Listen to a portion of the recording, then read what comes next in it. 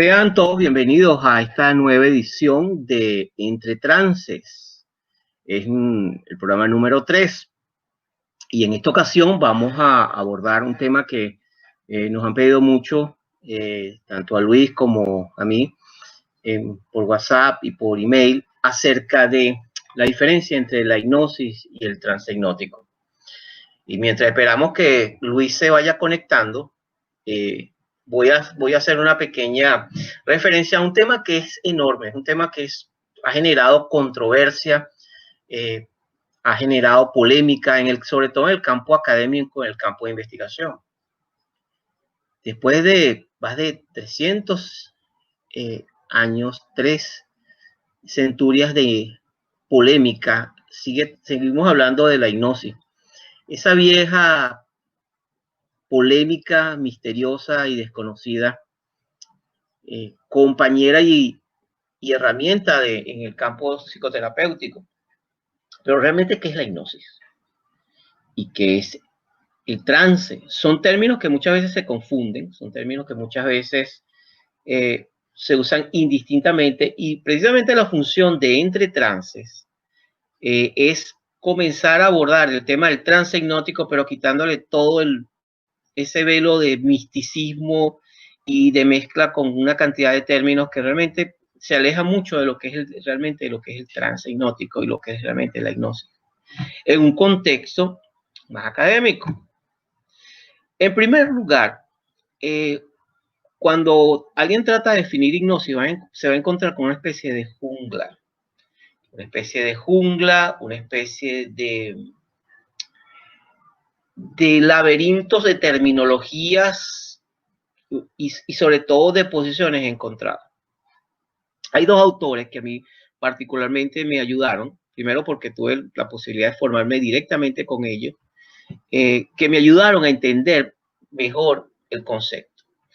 En todas estas próximas entregas de Entre Trances, cuando en lo personal hable de hipnosis, yo me voy a referir a la hipnosis como una herramienta, no un estado.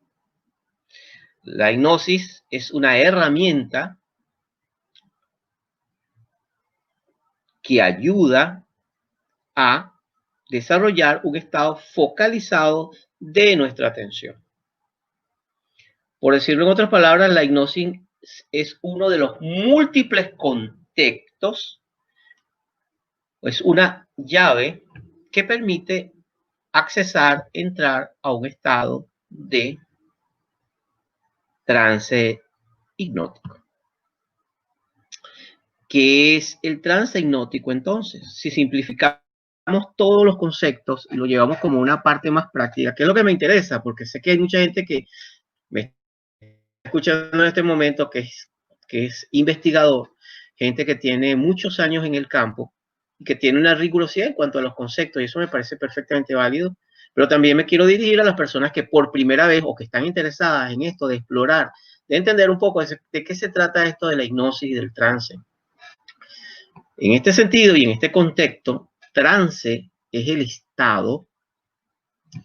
Yo, más que definirlo como estado alterado de conciencia, como algunos autores hablan, yo más bien veo desde una perspectiva más natural el trance como un estado de aprendizaje, como un estado de focalización de la atención hacia un punto que bien puede ser externo o puede ser interno. Cuando hablo de un punto interno me estoy refiriendo, por ejemplo, la sensación en mi cuerpo, recuerdos, imágenes.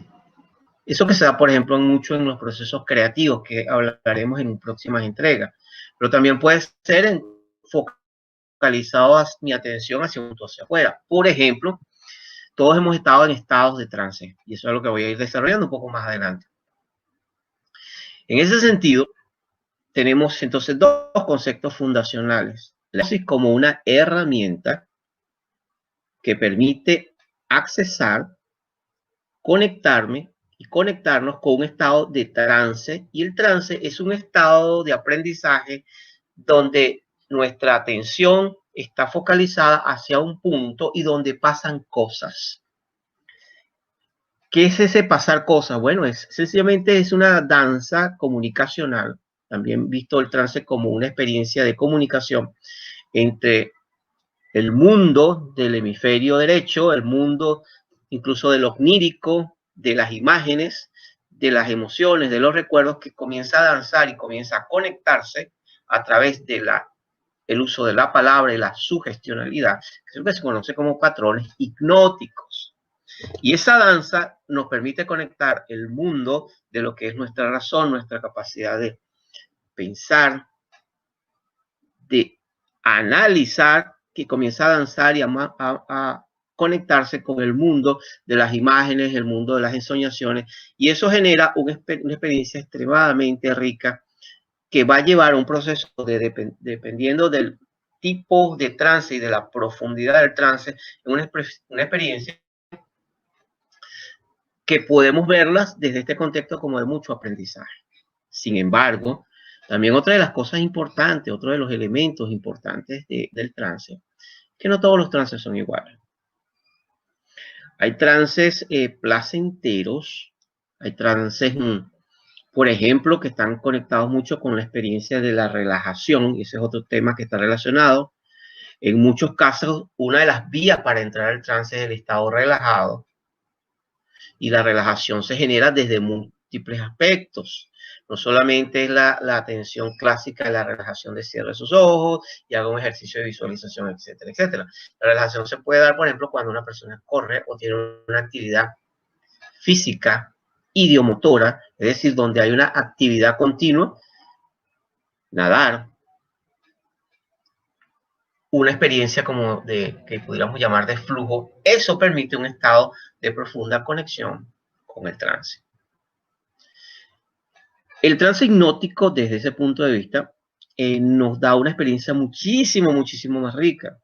Es decir, el trance, hay trances de aprendizaje, hay trances generativos, es decir, que te permiten conectarte tus ideas desde el mundo clásico de la lógica, pasando por el mundo de la creatividad, y eso genera una neurosinergia, una posibilidad, un estado altamente creativo y generativo.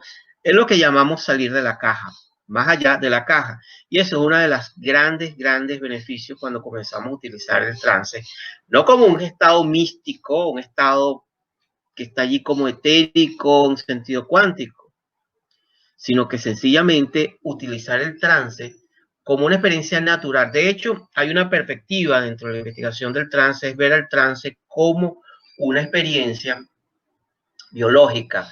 La entrega pasada, cuando estábamos conversando con Luisa precisamente acerca de la experiencia de los ciclos ultracircadianos y circadianos, es decir, esos ciclos de 120 minutos que se van dando durante el día. Bueno, ese es uno de los aspectos más interesantes del abordaje del trance. En el trance es algo que se da natural durante el día, que es ese estado como de relajación, un poco de cansancio, en donde la mente tiene, son los momentos, las pausas que te permiten, si estás atento, usar tu cuerpo para descansar, para relajarte, pero también para empezar a incubar ideas que te permitan conectarte con la creatividad.